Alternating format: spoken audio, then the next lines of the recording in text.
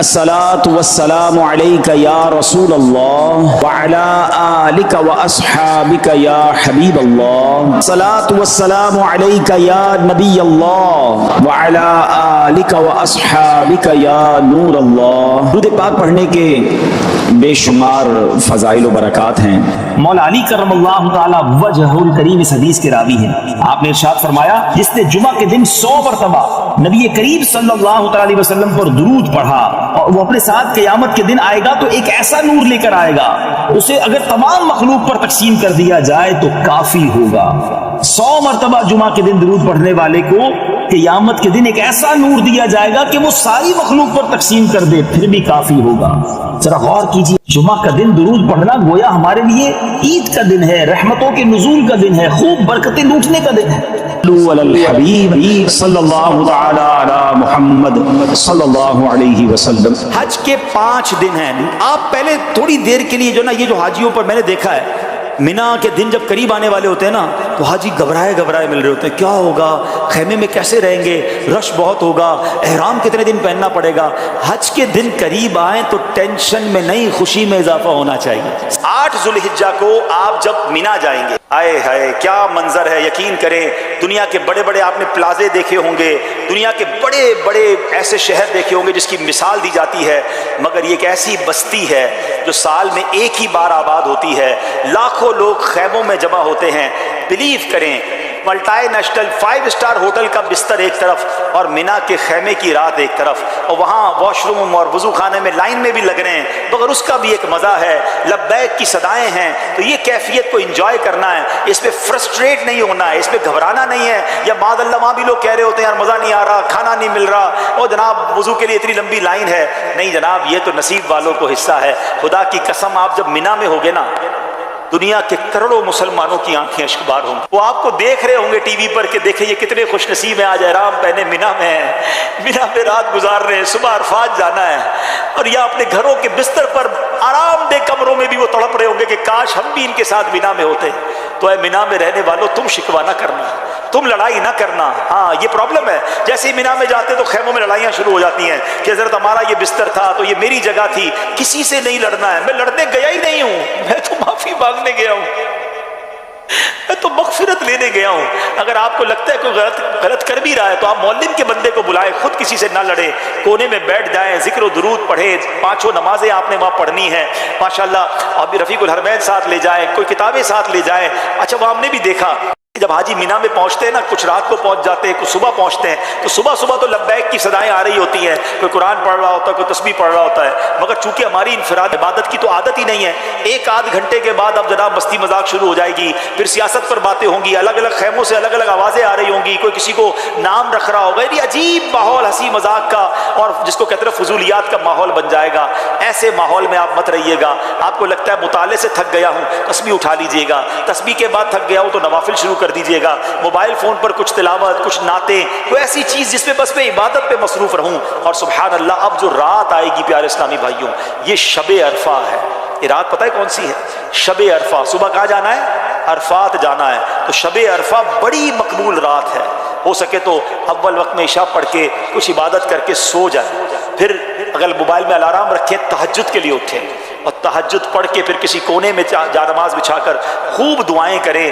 آپ کے لیے زبردست وظیفہ لے کر آیا ہوں۔ تفسیر قرآن صراط الجنان کا مطالعہ کر رہا تھا، 22واں پارہ صراط الجنان پیج نمبر 143، اور یہ آیت نمبر ہے 26 سورہ سبا، اس کی تفسیر میں۔ تو کیا کمال کے دو اللہ تبارک و تعالیٰ کے ناموں سے خوبصورت وظائف ملے، الفتاح اور العلیم، یہ یاد کر لیجئے۔ علامہ اسماعیل حقی رحمۃ اللہ تعالی فرماتے ہیں الفتاح، یہ اسم مبارک کا خاصہ یہ ہے کہ اس کی برکت سے مشکلات آسان ہو جاتی ہیں، دل روشن ہو جاتا ہے اور کامیابی کے اسباب حاصل ہو جاتے ہیں۔ نماز فجر کے بعد جس نے سینے پر ہاتھ رکھ کر 71 ٹائمز اس اسم کو یعنی یا فتاحو یہ پڑھا تو اس کا دل پاک اور منور ہو جائے گا، اس کا کام آسان ہو جائے گا اور اس کی برکت سے رزق میں بھی وسعت ہوگی۔ اور دوسرا ہے العلیم، اس اسم مبارک کا خاصہ یہ ہے کہ اس کا ورد کرتے رہنے والے کو علم اور معرفت حاصل ہوگی۔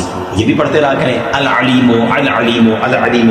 اللہ تعالیٰ مجھے اور آپ کو اپنے ناموں کا اور اپنا ذکر کرنے کی توفیق عطا فرمائے۔ صلو علی الحبیب صلی اللہ تعالی علی محمد صلی اللہ علیہ وسلم۔ تو جہاں فرض نمازیں پڑھنی ہے اور اگر قربانی واجب ہے تو ضرور کیجئے۔ اچھا، یہ آج کل بڑی عجیب عجیب لاجکس نکالنے والے بتانے والے بتا رہے ہوتے ہیں کہ جناب قربانی اتنی ساری ہوتی ہے، اس کی بجائے کسی غریب کا بھلا کر دیا جائے۔ ان کو شاید پتہ ہی نہیں ہے کہ قربانی کی وجہ سے غریبوں کا کتنا بڑا بھلا ہوتا ہے۔ ویسے تو سوشل میڈیا پہ ہمارے بڑے تفصیلی کلپس موجود ہیں۔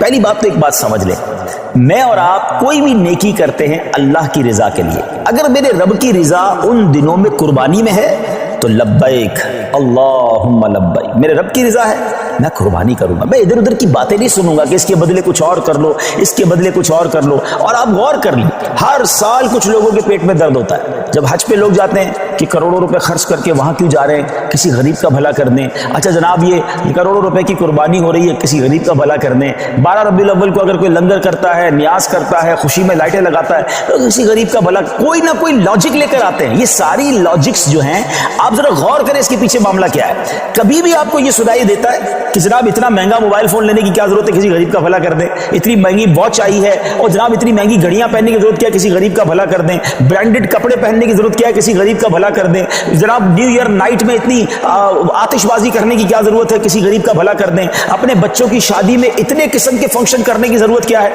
نہیں، آپ کہیں نہیں سنیں گے۔ سارے غریب یاد آئیں گے کہ جب اللہ کی عبادت کی طرف مسلمان رجوع کرتے ہیں، جب ان کا شوق بڑھتا ہے کہ رب کی بارگاہ میں قربانی پیش کرے، خرچ کرے، اپنی جان کی قربانی پیش کرے، وقت دے، تو there is something wrong۔ اس باٹم ان ہارٹ میں کچھ گڑبڑ ہے، سمجھیے بات کی۔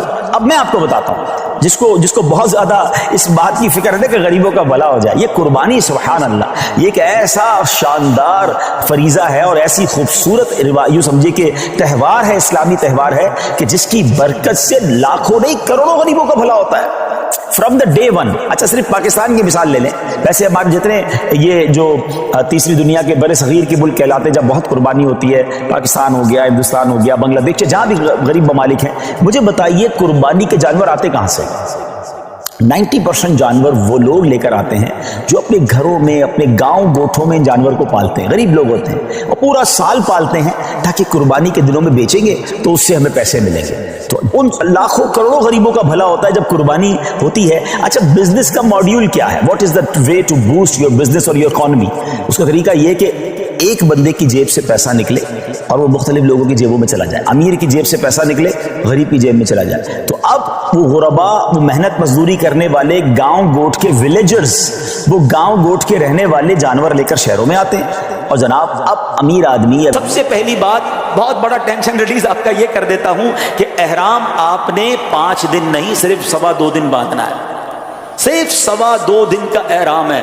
1.5 دن تو پہلی عمرے میں باندھ لیا تھا آپ نے، پھر کائی کی ٹینشن ہے؟ پہلی میں نے کہہ دیا احرام فرینڈلی ہو جاؤ، اور حج میں میکسیمم 2.5 دن کا احرام ہے، کوئی 5 دن کا احرام نہیں ہے، ٹھیک ہے؟ تو آدھا ٹینشن تو ویسے ریلیز ہو گیا ہوگا۔ اب آ جاؤ حج کے 5 دن کیا کیا ہے؟ 8 ذوالحجہ، 9 ذوالحجہ، 10 ذوالحجہ، 11 اور 12، ٹھیک ہے؟ یہ 5 دن حج کے جو اہم مناسک ہیں وہ اس کے اندر ہیں۔ 8 کو ہم نے کہاں جانا ہے؟ انشاءاللہ مینا جانا ہے۔ کہاں جائیں گے؟ ظہر کی نماز سے پہلے مینا پہنچ جائیں اور 5 نمازیں مینا میں پڑھنی ہیں، ظہر، عصر، مغرب، عشاء اور فجر۔ فجر پڑھیں گے وہ کون سا دن ہو جائے گا؟ ویری گڈ، کون سا دن ہو جائے گا؟ 9 کا دن۔ 8 کی ظہر سے لے کر 9 کی فجر تک ہم نے مینا میں رہنا ہے، 5 نمازیں پڑھنا مینا میں سنت ہے۔ اب 9 کی فجر کے بعد یاد رکھیے گا، حج کا crucial day, most important day of حج، جس کو وقوف عرفہ اور جس کو یہ کہیں کہ وہ رکن اعظم ہے حج کا، اس کے بغیر حج ہی نہیں ہو سکتا، اور وہ ہے عرفات کا دن۔ اور اب یہ دن آ گیا ہے 9 ذوالحجہ، یہ یوم عرفہ کہلاتا ہے۔ اب حاجی کو جانا ہے عرفات کے میدان میں۔ جو 9 ذوالحجہ کا دن ہے وہ پورا دن ہم نے کہاں گزارنا ہے؟ عرفات میں۔ یہ خاص دن ہے، جیسے ہی ظہر کا وقت شروع ہوگا، سبحان اللہ، ظہر کا وقت شروع ہوا اور جتنے لوگ وہاں پر عرفات میں موجود ہیں احرام کی نیت کے ساتھ، وہ سارے کے سارے حاجی ہو گئے۔ ہاں، ایک ایک لمحہ بھی کسی نے ظہر کا وقت شروع ہونے کے بعد سے لے کر اگلے دن صبح صادق سے پہلے پہلے عرفات میں گزار لیا وہ حاجی ہو گیا۔ ہاں لیکن جو صبح چلا گیا ہے یا ظہر کے وقت سے پہلے گیا یا ظہر کے بعد بھی گیا، وہ غروب آفتاب سے پہلے باہر نہیں نکل سکتا۔ یہ بڑا مسئلہ ہے کہ بعض اوقات ہوتا یہ کہ دوپہر 3-4 بجے سے بعض خیمے والے کہتے چلو بھائی مزدلفہ چلنا ہے، نہیں، مغرب کا وقت ہو گیا اب آپ آ جائیں گے مزدلفہ۔ یہ جو رات ہے، اللہ اکبر، بعض علماء فرماتے